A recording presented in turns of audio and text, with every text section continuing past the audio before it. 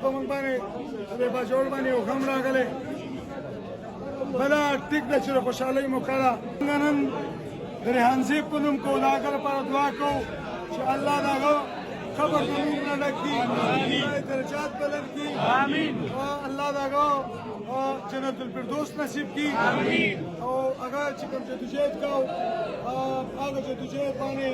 بسم الله الرحمن الرحیم ملګرو څنګه چې تاسو ته پته ده ګلزفر چې کمی خبرې وکړي تاسو ته به ټول نه مخکې دا ویم چې ګلزفر په باجوړ کې کم الیکشن چې دی هغه ګټلی دی او دغه کم سیټونو ته چې و ریحان زیب هم ولاړ و خو ریحان زیب بیا هغه آخر کار چې کم دی د هغې کم مرګ څه چې واقع شو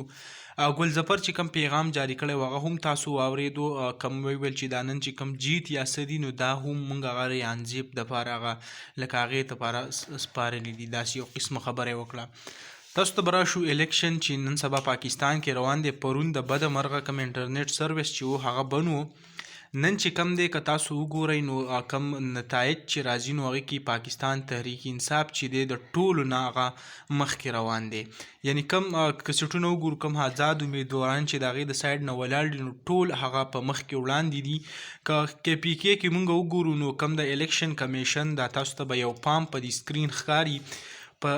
داسې لږ خړ دی خو د دې کم نتایج چې دی زه تاسو ته وایم په پنجاب کې کم د 10 سیټو نتایج چې دي هغه راغلي دي په هغې کې پاکستان تحریک انصاف 4 او مسلم لیگ هم 4 په خیبر پښتونخوا کې د 28 کم نتایج چې راغلي دي په هغې کې 26 چې دی هغه پاکستان تحریک انصاف کم آزاد امیدواران چې ولاړ دي هغو